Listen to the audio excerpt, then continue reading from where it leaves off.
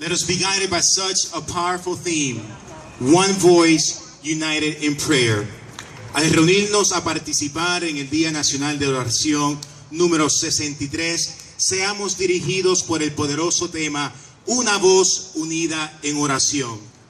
This theme reminds us that the path to honor God comes by the church coming together in one mind, one accord, and one speech.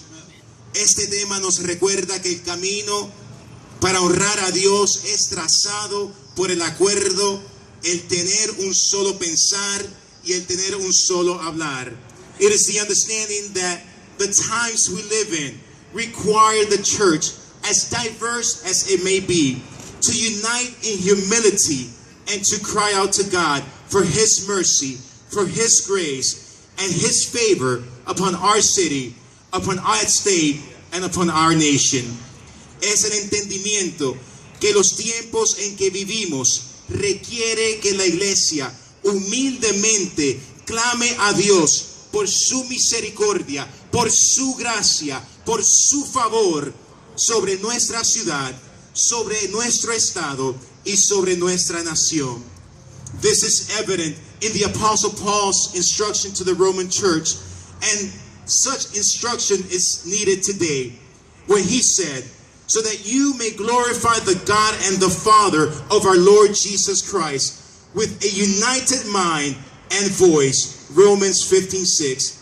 Esto es evidente en las instrucciones del apóstol Pablo a la iglesia en Roma, una instrucción que necesitamos en estos días, cuando les dice, para que unánimes a una voz glorifiquéis al Dios y Padre de nuestro Señor Jesucristo. Romanos 15:6. The Apostle Paul is instructing the believers to go beyond the individual needs, to go beyond the individual wants, to go beyond the individual agendas, and to seek the well-being and the building up of the brethren. El apóstol Pablo está exhortando a los creyentes a moverse de las necesidades individuales, de los caprichos, de las agendas personales y buscar el bienestar y la edificación del prójimo. The Apostle Paul is very clear in the previous sustaining verses. He clarifies that Jesus himself lived for the well-being of others, which is the reason why we are gathered here today, to pray and intercede for something greater than us, for God's purpose for our nation. El apóstol es claro en los versos anteriores. Nos clarifica que Cristo mismo vivió para el bienestar de los demás, lo cual es la razón del estar aquí unidos para interceder y orar el propósito de Dios sobre nuestra nación.